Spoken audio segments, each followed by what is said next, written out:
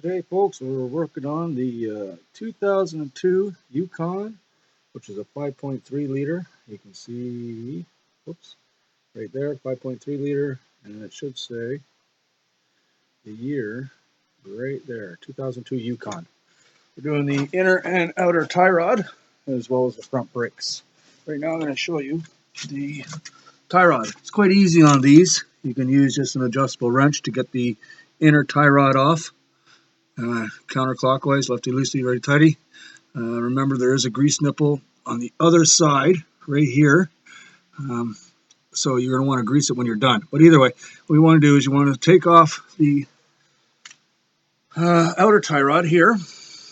It's a 19 millimeter coming from the bottom. Use an impact wrench, which is best.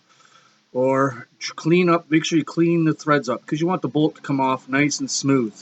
If it doesn't, it's going to, because it's an old tie rod, it's going to spin in there, and it's going to be very difficult to get off. You're going to use channel locks, vice grips, whatever you need to get off.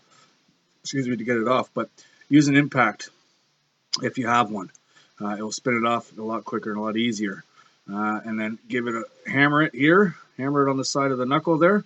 Keep hammering there, and it will eventually pop out. And then you lift it out, and I'll show you in a second. But once you have that part out, the whole tie rod, as including or the outer tie rod out, then you can go into the inner tie rod and loosen it off and take it out. I'll show you what that looks like in a sec here. Here is the outer tie rod, as you can see. Watch, I can move it with just my finger. I'll try it. Oh, it does move. First of all, the boot's all broken, but it moves. I can't do it with holding the camera. And that's one way to tell if it's clunking when you hit bumps on the inside, or when you're driving the vehicle. If it's giving a little knock when you hit a bump, it's your outer tie rod. And it could also be the inner tie rod, which is it's right here. Excuse me for 1 sec.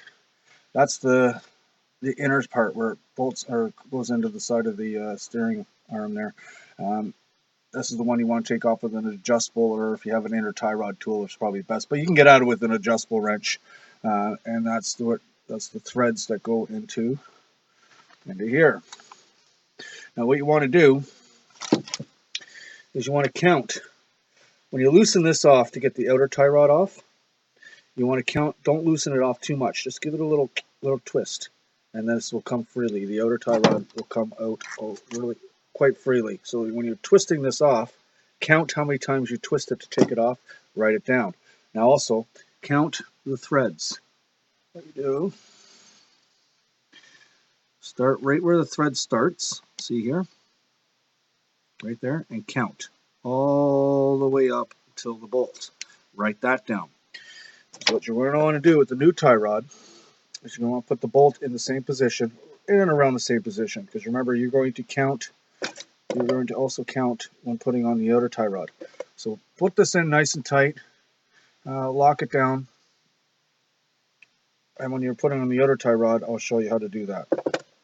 The part numbers for this 2002 Yukon are, for the inner tie or outer tie rod, is ES3493T, and the inner tie rod is ES3488. The front brake pads part number is JMD 785, and that's for just the pad. We're just doing the pads, not doing the rotors. Rotors are just fine. I'll show you how, when I'm putting on the tie rod, the procedures of doing that next. Stay tuned. As I was saying, here's the outer tie rod. I just want to show you. See how easily this can be moved. Let me grab the new tie rod. See, can't even move it. That's what you want. You want a nice stiff tie rod. As you can see, this one here, the boot's already broken on it as well, and it's quite loosey. So here, I'll show you. Quite simply is, put it on. That's one full rotation. Now I'm going 24.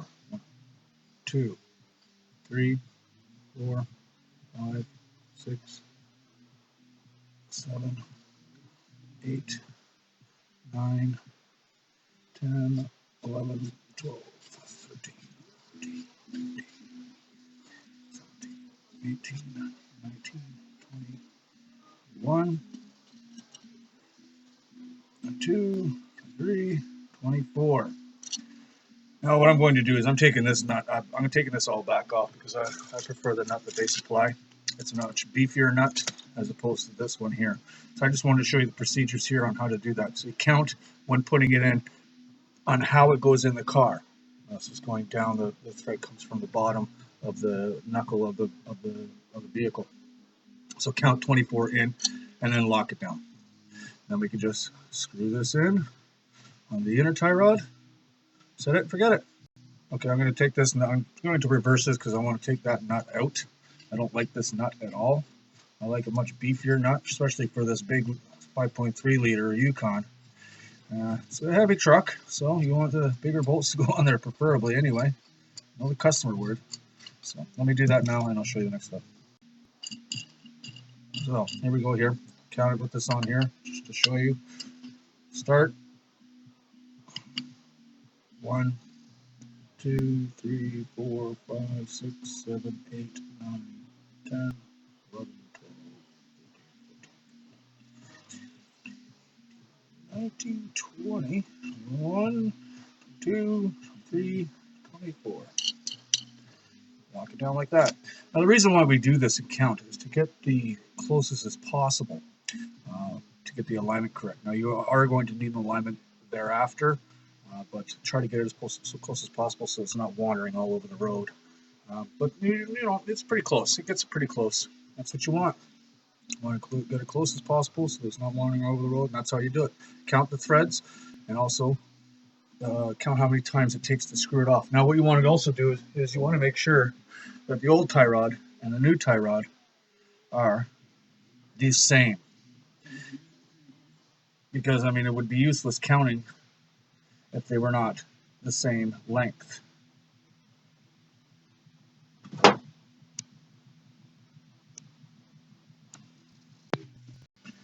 What I like to do is, where's the camera here?